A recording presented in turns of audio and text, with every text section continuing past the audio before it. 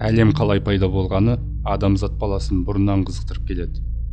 Біздің планета жай ғана адамзат баласы өмір сүріп жатқан орта емес. Ол деген миллиардтаған жылдар уақыт өте келе адам танымастай өзгерген тарих деп айтсақ болады.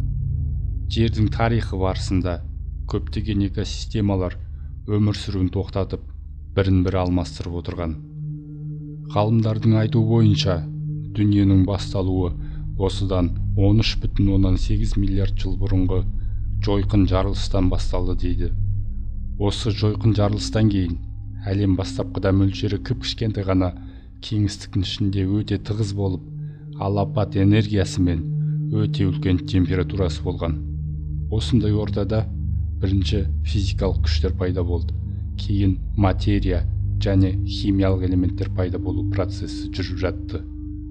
Бізді қызықтырып отырған кез, яғни жердің пайда болуы, жойқын жарылыстан кейін тағы да 9 миллиард жыл өткеннен кейін орын алды.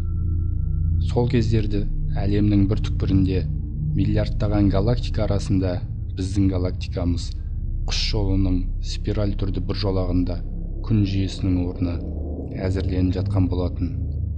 Болжам бойынша дәл сол кездері өмірін аяқтаған бір-біріне жақын орналасқан бірнеше жұлдыз жаңа жарылыстар жасап, өзінің материясын жақын космосқа шашады. Біле білсеңіз, жұлдыздарында өмір сүру уақыты бар. Бәрі осы жұлдыздардың жарылысынан қалған газ бен шаңның үлкен бұлтынан басталған болатын. Мұндай бұлттарды ғалымдар молекулалық бұлттар деп атайды. Ол аспанда өзіміз тамашалап жүрген бұлтқа мүлдем ұқсамайды. Кейбірінің ғарыштағы ұзындығы бірнеше жарық жылына дейін созылып жатады. Мұның құрамында түрлі космостық бөлшектер, құмды кристалдар, кремнийдің қосылыстары болды. Осы шаң тозаңдардың космостағы айналу жылдамдығы өте аз болатын. Бірақ бір-біріне тартылып тығыздала келе жылдамдығы көбейе берді. Космостан келіп түскен басқа материяның энергиясы оның центрін қатты қыздырды. Осылайша ыстық шар пайда болып күнге айналған. Ал жанында қалып іске аспай қалған басқа шаң тозаңдардан планеталар құрыла бастады. Әрине бұл жерде шаң тозаң дегеніміз жалғыз ғана кремний емес, оның құрамында Менделеев кестесіндегі барлық элементтер болатын. Осы процестердің арқасында жер шарымыз пайда болды. Күн мен жер, егерде мөлшерлеп алсақ, бір уақытта пайда болған. Әрине, бұл космостық мөлшерде есептейтін болсақ, олардың арасындағы ондаған миллион жыл ғарыш үшін өте аз уақыт. Ал егер жалпы күн жүйесінің пайда болу уақытын, яғни қазірге дейінгі өмірін тәулікпен есептесек 24 сағат деп, онда жер шарының өмірі ғарыштық шаңның бір нүктеге жиналғаннан бастап осы уақытқа дейінгі өмірі 1,5 минут қана өтушеді. Жер қалыптасқаннан бері 4,5 миллиард жыл өтті.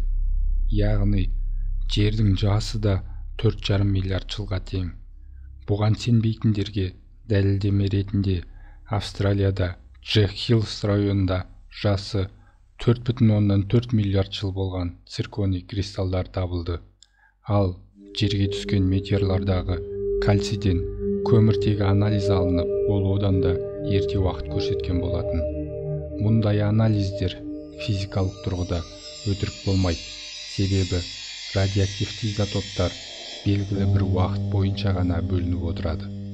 Жас планетамызды басқа космостық денелер жиі соққы қалып отырған. Олардың ішінде құрамында мұзы бар метеорлар мен кометалар көп болатын.